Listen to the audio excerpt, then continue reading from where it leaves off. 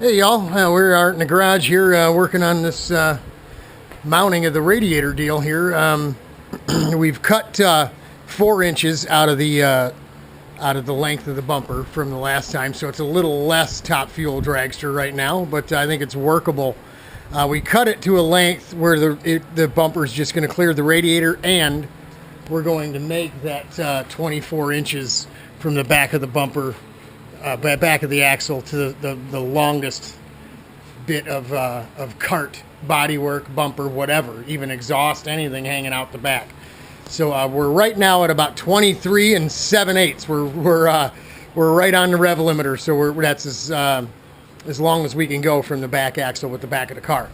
Went ahead and took some old 1.25 inch axle collars, or what they call at the Fastenal store, split shaft collars, and they don't come in 1.1 inch, so they're 1.25 inch, and I had to make, just like I did here, little aluminum shims to go inside there, and got them fit up.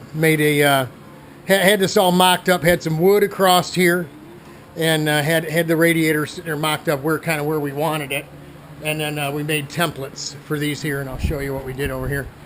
Being a template guy, pattern maker, whatever, this stuff second nature to me. But just kind of laid the clamp down to get and trace that radius there, and then we just determined how far away from the chassis back here that we wanted to be with the radiator, went ahead and made the parts and welded them on. That gave us the base to work from. Right at this point, we're just mocking it up with a couple of bolts. We're going to put rubber in there. We got a bunch of other stuff going on that I'll show you here in a minute, but it gives us this length, gets it sitting where we wanted it. It may come up a little bit more, but we're going to stay below this surface. I'm going to make one more of these side panels, full length. They come out of the mold with this return deal in either end, so I can cut the panel directly in half and use half on each side. So we'll have it'll slip under here. We'll put a couple Zeus's across here. We'll probably have to cut some of this bracket out of the way, but we'll put a couple Zeus's across here, and we'll do the same on this side. So we'll end up running the body work the full length out, and then we'll make a panel to go between the two, and we'll cover it all up, and I'll bring you a video of making the airbox. We're going to make the airbox a little bit different this time. One, because we're on a bit of a time crunch. So what we'll end up doing is making a bunch of flat stock, either on the window glass or on a piece of melamine like this, like Chuck just did. This is this particle board with this white coating on it. They call it melamine or melamine. You can get it at Home Depot or Lowe's or any home improvement place, and you just put the couple coats of mold release wax on it. You put the wax on, let it sit 15-20 minutes, buff it off, wax on, let it sit, and you do that 3-4 times, and you can lay glass right on this as well, and it'll pop right off just like the window. Unfortunately, it's not nice and shiny smooth. It's got a little texture to it. I don't know if you can see that. But let's take a look at Chuck's piece here. It turned out pretty good, but you see that the one I showed you with the window glass, it's kind of a dull finish. The window glass bit was nice and glossy, smooth, shiny, which would be nice if we spray gel on it first and make a black part. It'll be really sweet. So this is where we're at right now. Let me show you what I got going over here. We made some more templates for mounting, and I made these parts. I got a bunch of aluminum here. Instead of using gallons of Dicam and then scribing lines around here, what I do is I took masking tape, 2-inch masking tape, and covered the aluminum with masking tape, and then took these here and just drew them on in a way where I could run it through the bandsaw without getting caught. I mean, you can't put them right next to each other, obviously. Maybe like this, but I mean, when we did them like this way, right? I mean, it'd be hard to turn a bandsaw like that, So, we had a little bit of scrap, but no big deal. So we cut, and the nice thing is, the template for the front of the radiator actually worked for the rear as well. We just made it about a 1/2 inch longer. Let me show you what we did. What we're keeping in mind is we're already mounted here.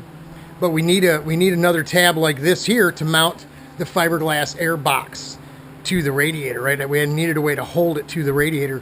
So what we did is, instead of freaking out about these not going down to mount it, what we did is we went ahead and made these up here, right? So we're mimicking this here in the front. So we'll have 4 points to mount the air box to the radiator, and then we turned it around this way, added a 1/2 inch, so it clears the radiator, same template. And you see where I'm going? You see where I'm going there, right? We're going to make another little metal bracket, just like a piece like we did here, tab, to weld onto that 3/4 clamp, and this thing will be completely mounted up, self-sufficient between the chassis and the bumper. And we're going to put rubber in here somewhere to, because the car's going to flex. We don't want the radiator to get broken when the car flexes. If it's bolted down solid, we could end up breaking the radiator. But there was another issue here. You see this tab is welded to the header. This surface and this surface is obviously different by the thickness of the metal, right? Same here, except it's welded to the tank, which is then, the header. So we've got a little bit different spacers needed to take up that space. And you see what I got here. The front right, it's actually 3 pieces, 2 pieces of spacer material, right? And then 1 piece. And then you go to the rear, we only needed 1 to make up that difference. And let me show you. Now, why the spacer, Robert? Why do we need to take up that space there and get it to sit flat like we do? Because what I'm going to end up doing is I'm going to put some epoxy in here. I'm going to glue, and I may rivet. I may end up using just 1 rivet just to keep this thing from ever doing this here, coming loose and causing any damage to the radiator. If we put just 1 rivet through here with glue right here by my finger, we'll stop any pivoting action from happening, right? And the same thing up here with the double amount of spacers we needed in here. And you can see where I marked the lines of this is paint on here. We're gonna have to get this paint off, and we'll use some glue and a rivet, if in fact, and it looks like I think we're gonna be okay. We can use these rivets here, especially with the triple thick pieces on the front, right? I think we'll be okay with, let's stand that bad boy up, with going through that, and the thickness of the header. That might be perfect. But I know what you're saying, but on the rears, Robert, it's only 2 layers. It's only 2 layers. And with the thickness of the header being the same, look how much you got sticking over there, right? What do you do? Oh, brr, brr. Well, if you've watched some of my videos before, you know how we adjust the reach on a rivet. You're going to take this here, you're going to put it in the vise, and you're going to knock the pin out. Then you're going to remove some of the rivet itself. Sorry about the camera action there. But we'll remove some of the rivet itself to get it the right reach. And then you push the pin back through. And there you go. You use the rivet as you need. I'm a little freaked out simply because it's a brand new radiator. And I don't want to weld on it because I'm worried about putting heat into this thing and messing it up, with the core. So as you can see here, we've only got about a 1/2 inch of fins before we get to the first row of tubes, So we're going to have to set some kind of locking collar, some kind of depth deal on, so we won't be drilling just through the header itself.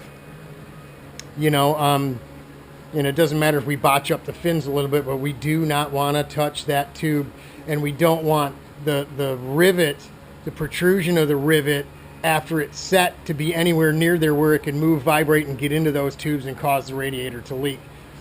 Now, couldn't we just glue it on? Yeah, we probably could.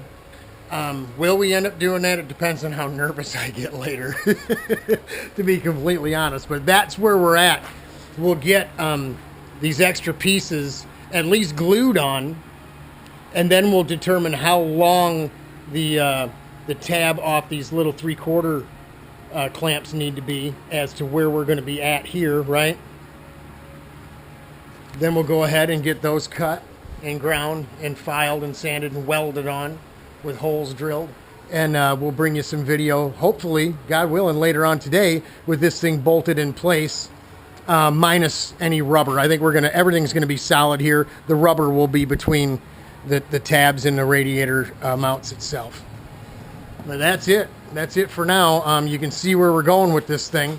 I'll make a little piece of a floor tray to extend out, but this is gonna have sides, like a wedge shaped side to it on either side here. We'll leave it open underneath the radiator, and we'll put a little deflector here, just a small little thing to trip the air and make sure that it's tumbling and causing that vacuum effect coming up out of there. Do we care about, oh gee, people will be able to pull a draft? You know what, so what, man? We're playing with go-karts, right? None of us getting paid to win races and all that kind of stuff. We're just playing around. So at this point, as a guy in his garage, this is just an exercise of engineering, right? It's a way for me to stay sharp with my hands and my mind, working on and building things. That's it. So until later on today, that's it from RPM headquarters in Racine, Roseville, Michigan. Check her out. God bless y'all. See you soon.